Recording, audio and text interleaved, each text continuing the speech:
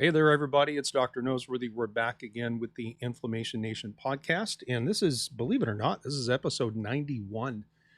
It was kind of hard to project when I started this project back in January of this year. And this is November now, that, that we'd reached 91 so quickly. And episode 100, I guess, would be a pretty cool milestone to hit. And that should be just a couple of weeks around the corner. So I was thinking about this list of labs that we've been going through, right? The labs that I would and would not spend my own money on. And the whole point is to help you understand which labs are the most useful to most people in the most common situations. Remember, lab testing really is all about clarity and direction. For example, when you have a situation where you suffer from multiple symptoms in multiple systems, right? You don't have just one complaint, it's a whole bunch of different things in different places. It can be hard to figure out what the true underlying causes are. And it can be difficult to know what to do first, what to do second, what to do third, and so on. And because so many different metabolic imbalances can create symptoms that overlap with more than one system, we have to have a way to figure out where the problems actually lie. And that's where diagnostics can be really, really quite helpful. For example, the most common symptoms that my clients complain about, and I imagine if I asked a dozen of my functional medicine colleagues the same question, we'd probably come up with very similar lists. But typically people come to see me because they have fatigue. They have some kind of gut issue with some mixture of gas or bloating or distension or maldigestion or changes in their bowel habits. They quite often complain of sleep problems, whether that is a problem falling asleep or perhaps more commonly not staying asleep and not waking up feeling refreshed. They complain about brain fog, and they might also complain about focus and concentration issues or forgetfulness. Quite often they have some degree of anxiety or depression. And if it's a female, then quite often there's either some kind of premenstrual syndrome or something's going on with the peri or the postmenopausal type symptoms. And that's, I would say, a pretty exhaustive list of the types of things that we work on. And quite well, I might add. But, if you consider the list of potential causes for each of those, there are many. Like fatigue is not like a deficiency of caffeine, right? And I actually heard a doctor suggest to a client once that, well, if you're tired in the afternoon, have a cup of coffee. Well, that's kind of ridiculous, but get my point. But, fatigue is not caused by only one thing in all people who are fatigued. It could be an iron deficiency anemia. It could be a B12 issue. It could be a blood sugar problem. It might be cortisol and stress. It could be a chronic Epstein-Barr infection, and so on and so on and so on. And so just going on symptoms alone is not sufficient. We have to have some way to get objective information about what the actual cause is for real individual people. Another example, brain fog. We know brain fog to be a neuroinflammatory problem, but where's the inflammation coming from? Is it systemic inflammation because someone is a pre-diabetic? Is it food sensitivities? Is it a leaky infected gut? Or maybe somebody is perimenopausal and they're just under a lot of stress with work and they're not sleeping well. And, we can create any number of scenarios that could lead us to the same outcome.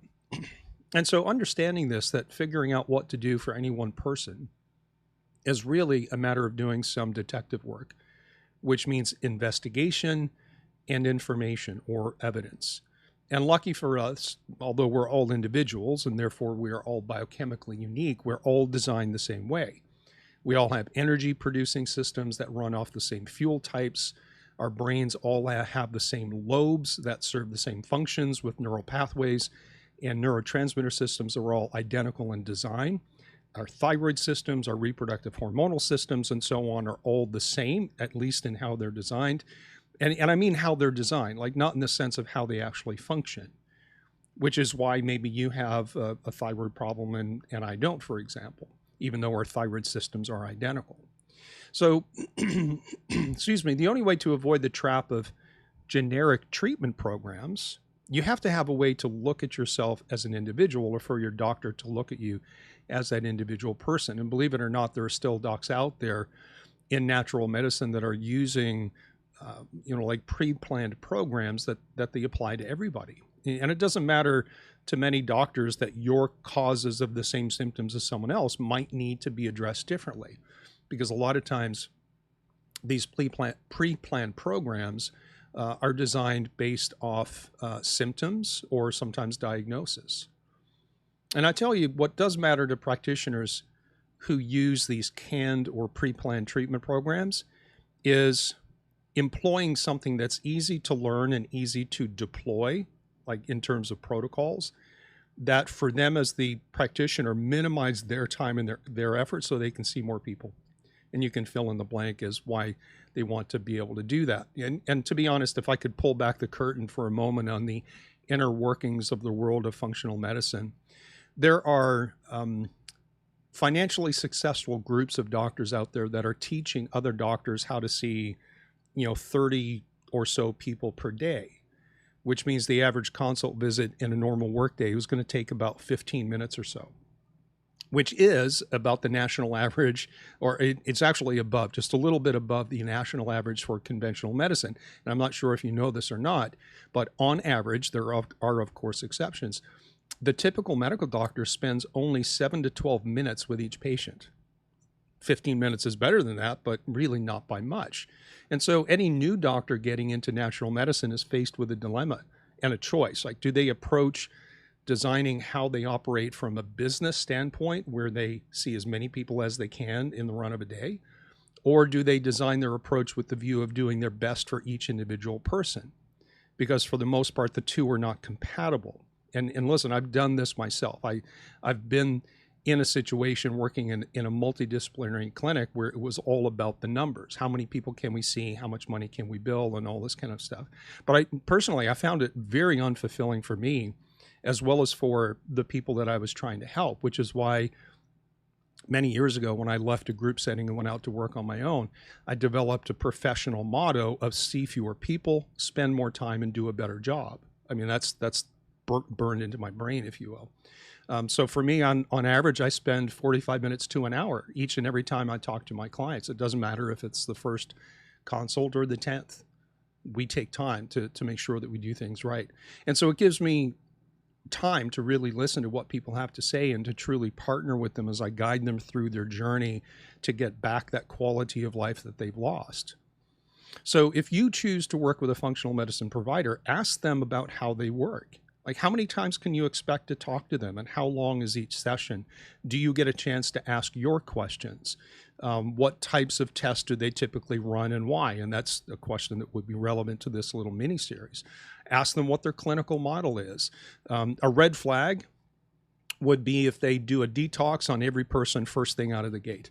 If you walk into a practice and someone says, okay, well, we do a detox with everyone before we do anything else, that's a red flag that they have some kind of a canned approach that may or may not be appropriate for you.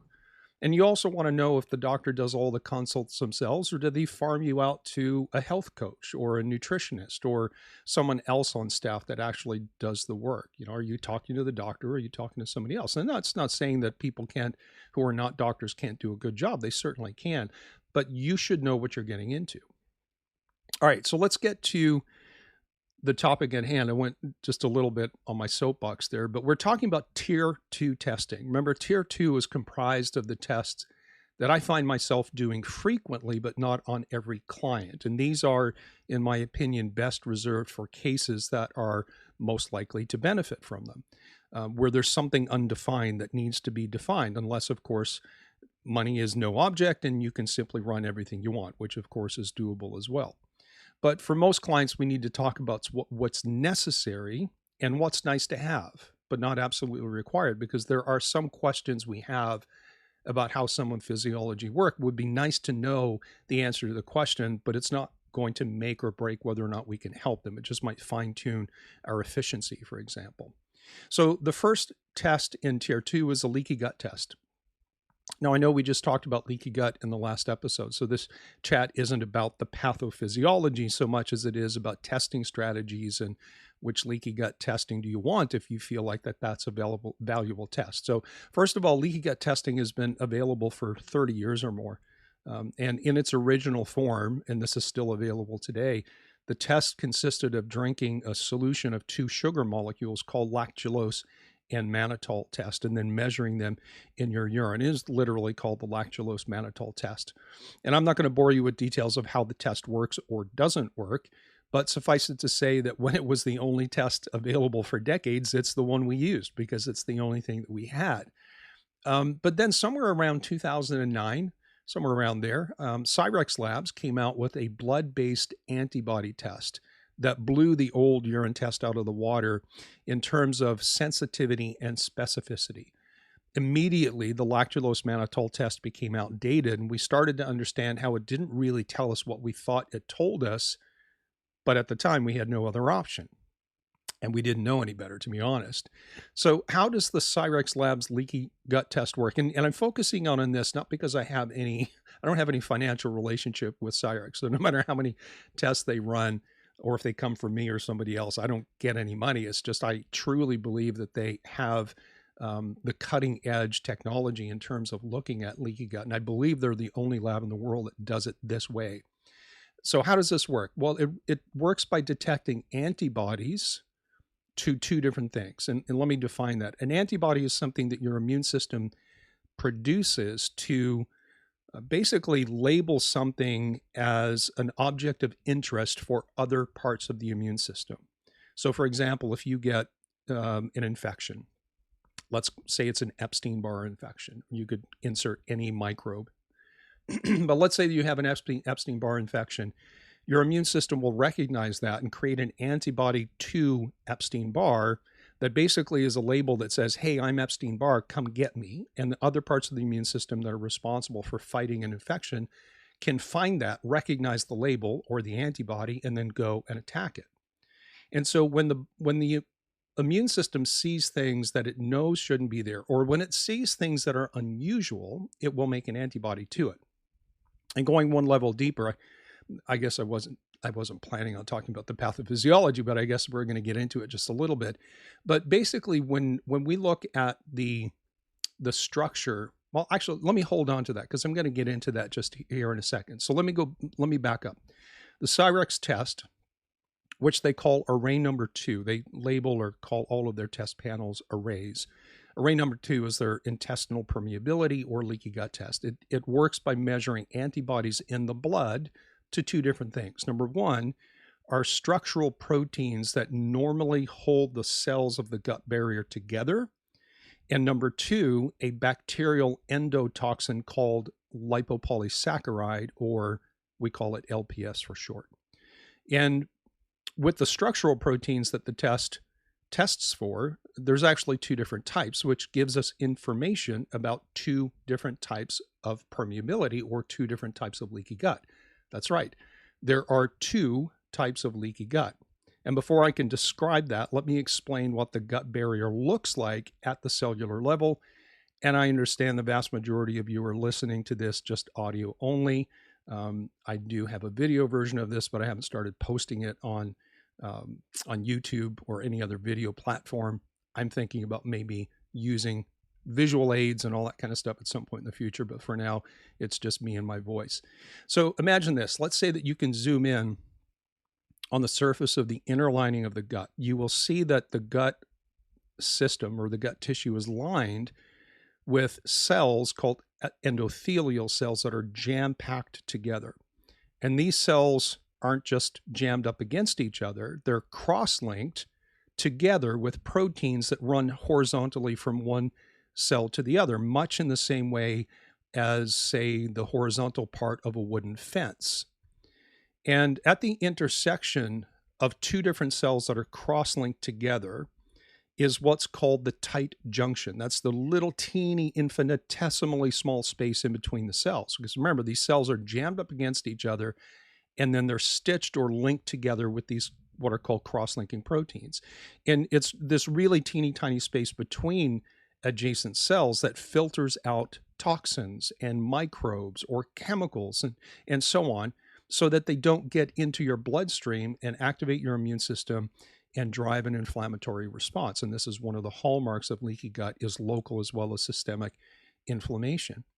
And so we have a sheet of cells, which is really only one cell thick in its dimension, with each cell connected to the cells next to it with these cross-linking proteins, creating this tight junction or tight junctions.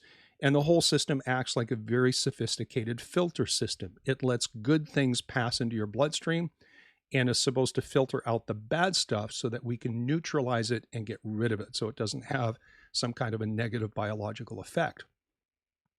But these cells are not only cross-linked together side by side, they are linked to the tissues that are underneath them, what's called the basolateral membrane or the basement membrane. And so these epithelial cells of the gut barriers are anchored to the underlying tissue and they're cross-linked to each other side by side. And that's basically what the gut barrier looks like grossly at the cellular level. So we can get leaky gut in one of two different ways. The first is when something breaks the crosslinks and the cells drift apart, making a larger space in between the cells. So instead of a tight junction, let's call it a loose junction, although I've never seen that in the medical literature, but you understand the point. And things, when you have the cells that drift apart because the cross-linking proteins have been damaged, and you have this loose junction or this open space or more open space, then things that normally wouldn't fit in the space can now slip through and get into the bloodstream. And on its way going from the inside of your gut to your bloodstream, it gets exposed to what's called the submucosal tissue, which is where your immune system is, or the majority of your immune system. So that's one way we can damage the cross-linking proteins so the cells drift apart, opening a space in between them.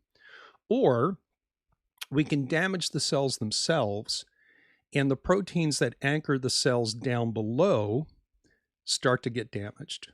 And now these cells that are damaged no longer contribute to the barrier function. It's like, let's say it's like punching a hole in a sheet, for example.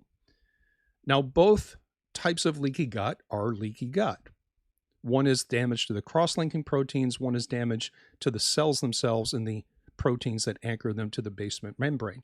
Both are leaky gut. Both create a local inflammatory response in the gut. Both can contribute to immune activation and systemic inflammation. Both can lead to the development of food sensitivity. Both let things through that they shouldn't. But the one that involves damaging the cells themselves, instead of just the cross-linking proteins, is the worst of the two because it implies cellular damage and not just damage to the protein crosslinks. Both are serious, but one is more serious than the other. And Cyrex's blood test allows us to differentiate between types of leaky gut and therefore lets us gauge, is it less serious or more serious depending on which set of proteins are involved. And of course, you can have both. And just to be complete, the proteins that indicate cellular damage and what we call transcellular permeability are called actomyosin proteins. And the proteins that indicate damage to the crosslinks, creating what we call paracellular permeability, are called zonulin occludin proteins. And this is far more robust in terms of testing than the old school urine test, if only because we're directly measuring the leaky gut instead of looking at some kind of an indirect indicator, leaving out for the moment that the old test, the urine test, the lactulose mannitol test, wasn't really a reliable test anyways. Now, there's another thing that the Cyrex lab, this array number 2, tests for, and that is an antibody response to lipopolysaccharide toxins.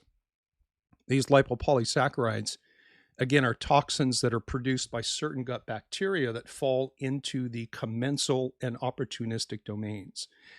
Now, also, there are some true pathogens that can produce lipopolysaccharides as well. But again, in a prior chat that we had on this podcast, we talked about how the most common type of gut infection, if you will, is a dysbiotic overgrowth of commensal or opportunistic organisms that are there in low amounts in even healthy guts. So some bacteria produce lipopolysaccharides and some don't. But when you have a dysbiotic gut that is producing lipopolysaccharides, that is going to be much more serious than if you have a dysbiotic gut without lipopolysaccharides. Or, more relevant to this discussion, if you have a leaky gut without lipopolysaccharides, that's less serious than if you have a leaky gut with lipopolysaccharides. Why? Because these lipopolysaccharides are very, very pro-inflammatory. It does not take much to drive big systemic inflammatory responses. They escape the gut. They get into general circulation. They wreak havoc on other systems. And that systemically inflammatory toxin load makes everything else you have going on worse and can actually be a trigger for things that you are predisposed to that have not happened yet. That's important to know. So we can use Cyrex's array number 2 to do several things. Number 1, rule in or rule out leaky gut when that is of clinical concern. Differentiate between 2 types of leaky gut, transcellular with cell damage or paracellular with damage to the cross-linking proteins, which indicates severity to some degree and may have implications for how long we expect to heal it. And finally, Cyrex's array 2 tells us there are whether there are lipopolysaccharide toxins that we have to worry about that are amplifying and complicating the entire picture. So if someone has a positive test just for the cross-linking proteins, paracellular permeability, that is far less of a problem than someone who has this transcellular permeability with damage to the gut cells themselves, particularly if they also have lipopolysaccharides driving systemic inflammation. It's a brilliant test. When you look at the physiology of the system and look at the test, you realize, wow, this is really smart. And I'm proud to say that Dr. Aristo Vigidani, who's the PhD immunologist who designed this test, he's been a mentor of mine for about 15 years, and he's become a good friend over the years as well. So how long does it take to fix the leaky gut? Let's say you run, or someone you're working with runs an array 2, and it comes back positive. How long does it take to fix it? Well, it's a trick question because it depends on the type of leaky gut you have. It depends on whether or not you have a toxin-producing bacterial load in your gut and lipopolysaccharides, and how many other complicating factors that are perpetuating the leaky gut or maybe created it in the first place.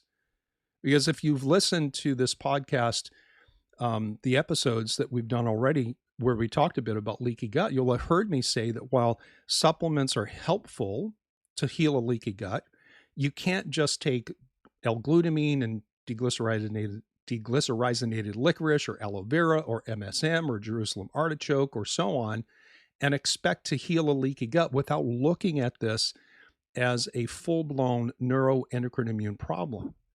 Right? You might have to not just take supplements, but fix your gut in that whole gut health manner that we talked about last time. You might have to fix your diet. You might have to stop taking certain medications. You might have to fix your blood sugar, fix your adrenals, balance your hormones, start exercising, stop over-exercising, learn to say no to things, to unload your stress systems, change your external stressors as best you can, modify your environmental exposures, and on and on and on. For some people, it's a big deal. And to be honest, some people who have things like intestinal autoimmunities, irritable bowel diseases like Crohn's and ulcerative colitis will probably deal with some degree of permanency and really never have a normal gut.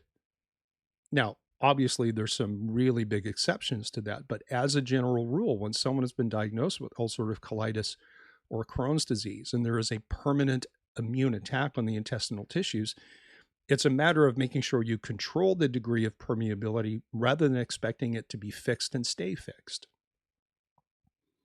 So now you know that leaky gut isn't just one thing. It's more complicated than that. And if you feel like you have a leaky gut, you really need diagnostics to prove you right or to prove you wrong. And then and only then can you put together a plan to tackle the type of leaky gut that you have. As a general rule, on the low end of the scale, it's going to take 4 to 6 months. On the far end of the scale, it might take a year. And in some cases, it'll never be fixed. It's just controlled or managed. All right, leaky gut testing. That was number 1 in my list of tier 2 diagnostics that are common, but not everyone needs it. Next time we get together, we're going to talk about food sensitivity testing. All right, take care.